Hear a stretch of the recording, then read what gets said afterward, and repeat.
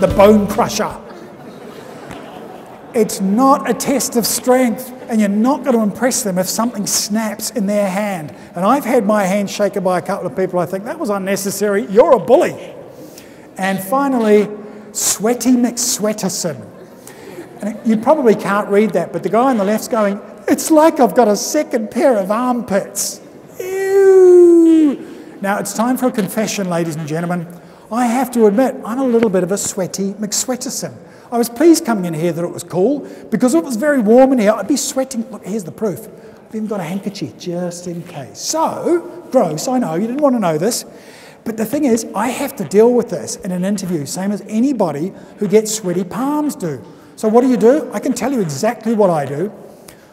When I'm waiting, you know, you're always in a room and you're waiting, I look for anything that looks cold, often windows.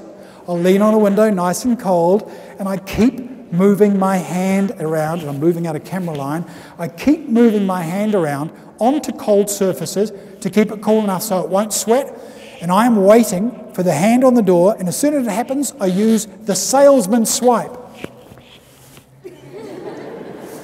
If you go to an exhibition, a show anywhere, you'll see salesmen doing it all day. They're a bit sweaty and they stand like this and, "How are you?"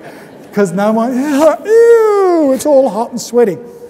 Ladies and gentlemen, do whatever you have to do. If you're a Sweaty McSweaterson like me, use some of these tricks, but try and get a firm, dry handshake. For most of us, colour has nothing to do with our personal brand. Although, there could be a few exceptions. Those of us of a certain age, if we think of the colour black, we might think of the man in black, Johnny Cash. If we think of pink, we might think, well, pink. But of course, if we think orange,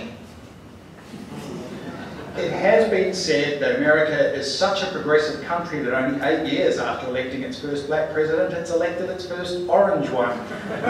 There are less ugly examples. There's occupational stereotypes, such as professors. A group of Harvard students was shown a photograph of a man and told that he was a statistics professor, and they were asked to summarise their thoughts of him from what they could see. And they could tell by looking at him that he was cold and remote and tense.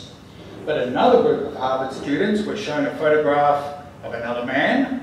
They were told that he was a humanistic psychology professor, and they could tell just by looking at him that he was warm and deeply concerned with students. There are other occupational stereotypes, such as police. Do not mess with a cop. More like the orange roughie or Barack Obama. More like, oh, I'm sorry, that's really confusing.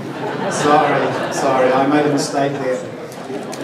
Just before moving on, I will apologise to anyone in the audience who's friends with the ex-mayor, but I'm not going to apologise to him, nor to Bill Clinton. Why? Because what they did to their personal brand, they did, and to some degree, they've got to live with that for the rest of their lives. Your personal brand is important, ladies and gentlemen. Are you familiar with the term genetic sexual attraction? This slide says it all. Genetic sexual attraction is the very strong attraction that occurs sometimes between close blood relatives who don't meet for the first time until they're adults. All together now, ew. But let me ask you this. What percentage of the time do you think this happens? I mean, you can see this example. This is a true life mother and son who fell in love. So how often do you think it happens? You're good with numbers. Yell out a percentage. How often?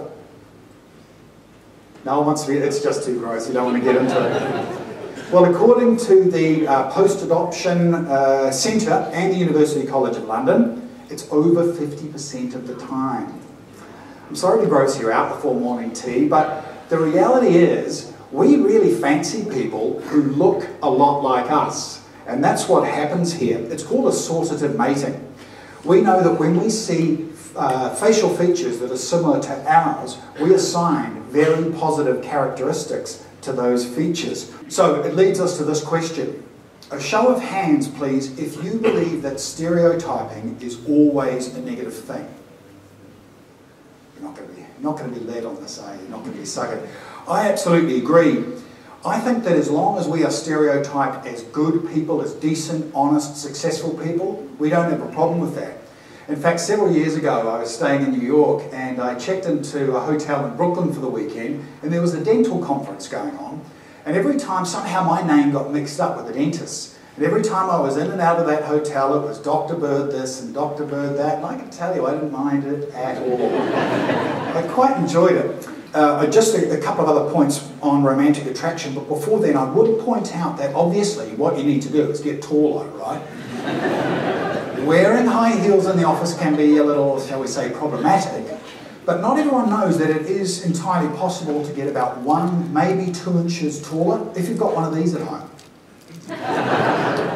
I'm not saying it's not agonising, but you can actually do it. And the great thing is, if you've been married a long time and you ask your other half to stretch on one of those, I reckon there's a good chance you will. But anyway, so starting with C, most intelligent and most affluent. Is that 1, 2 or 3? 2. I didn't hear anyone say anything else, so we can tell something. Interestingly, if you happen to know who Ryan Tracy is, he's worth many millions and he's a highly intelligent individual. So again, the personal brain does fit. Okay, let's move then to B, least intelligent and most careless. Is that 1 or 3? We had a real mixture there, 1 and 3, which just shows that maybe we're better off sticking with the conservative haircut. It is actually 3. So Fabio is not quite as Fabio as he thought he was. I'm not sure what's going on with his pecs there. Those look like implants. But anyway, here it's not a fair comparison because Ronnie Reagan is posing for a very formal photo. George W, I think, is about to get into a gunfight. But actually what George W is doing, you see the difference in their hands? That's how we are when we're relaxed. Our hands are half closed. And as soon as we get tense, they want to do this. Why? Because that provides us with a method of defending ourselves. In fact, when we see somebody on the street, they jump out, they get a fright, we do this. We are saying, I am not a threat, I have no weapons in my hands, and I'm not making fists. That's why this is such an important signal. Now, it's fair to say, I think you'd agree, that Ronald Reagan was not considered the very brightest president of the 20th century, and yet you ask Americans about him and they say, what a leader he was. And they say partly it was about the incredible self-confidence the man had. And after seeing this photograph, I've managed to see a lot of footage of Ronnie, and I noticed that when he comes out of the White House with his entourage, their hands are all like that, his are like that. It's an actor's trick to make people think that you are very confident. So remember that for those very important occasions. Dale Carnegie, actually, if you ever take their presentation skills course, they teach something that no one else does, and it's hugely valuable, and that is, when you're speaking, spend just a bit of your time with